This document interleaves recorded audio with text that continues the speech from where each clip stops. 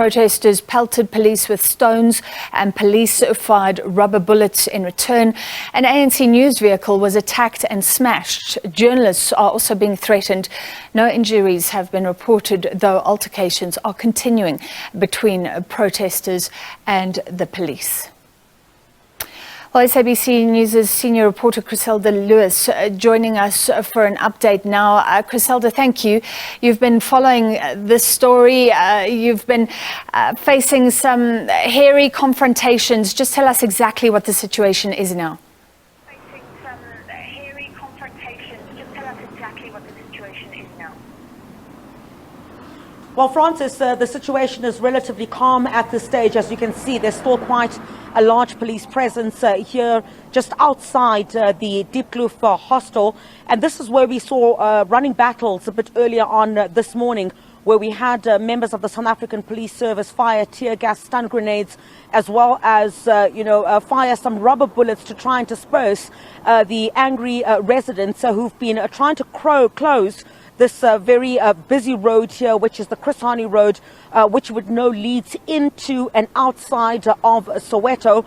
A little bit earlier on, we've had to flee to safety as a result of some of the community members turning on us. We heard from community leaders who were at the forefront of this protest action indicate that a bit earlier on this morning, around about 4 a.m., there was a truck that had been looted, a beer truck that had been looted in this area. They apologized to the media for coming under attack, saying that some of the residents in this area have now hijacked their legitimate protest over lack of basic services, including proper toilets, proper housing, as well as adequate water. I'll just show you what has taken place here. These are part of the remnants of what we saw a bit earlier on here in Diepkloof. You take a look at this tires that were earlier on. These are the remnants, and police have been trying to move these burning tires, or what was left of them, away from the middle of the road. Some of the cars had to be turned away much earlier in a particular area into and out of Soweto. They were being moved by the African Police Service. You'll see some of the rocks that still remain here on the huge rocks that are strewn since the early hours of this in this particular street where we are. Unfortunately, at this stage, 2 media vehicles have been. We'll just show you in just a moment what some of the damage was, but you can see leading up to this particular area is tires that continued to burn as early as 4 o'clock this morning. The Johannesburg Metro Police Department, Francis, did try to bring in more reinforcement, police reinforcement, to try and get a hand of the situation. At some point, they seem to have been outnumbered. Take a look there. Most of the residents who were protesting have now gone inside the hostel. Have been trying to keep them. There have, of course, been a number of issues that they say has been affecting them. It had been very difficult to go to try and continue to broadcast from here as a result of the media itself coming under attack. One of my colleagues, Prabhashini, was also caught in that, and she's, of course, in that vehicle at this stage that had been hurled with stones. You'll take a look at the size of those stones, and you'll see here where the SABC News had been damaged. This is still where we are at this stage. We're going to have to try and move this vehicle away from here, Francis, because obviously now we're not able to stand too far from it, as we've got some equipment that we use to broadcast in here as well. The size of the rocks and the stones that have been hurled towards us have been very concerning, and we also raised this concern with members of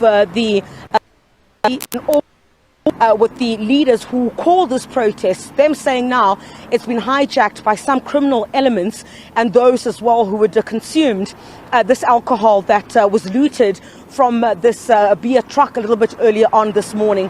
While traffic does continue to flow now, police have been manning this area quite significantly, trying to ensure that there is no further damage to any vehicles here at this stage. But the situation, while it remains calm, is tense at this stage, because these residents have indicated that they're going to continue with their protest action until someone in authority, at least from the provincial government, comes to, address their concerns. But I don't know how that's going to happen now if you also have members of the media who are also coming under attack now as we try to highlight their plight. It's incredibly difficult, to continue to give you the story from inside or even to broadcast. You'll see some of the toilets that I'm referring to are those toilets that are, I see there's a member of the South African Police Service that is trying to contact me at this stage while I'm talking to you, Francis.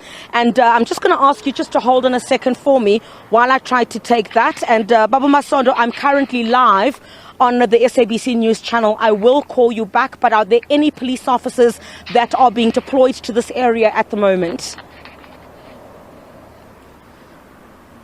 All right, I'll try to take that call as soon as I'm able to be done with this particular crossing. But I'm receiving a telephone call at this stage from members of the South African Police Service, at least the communications unit.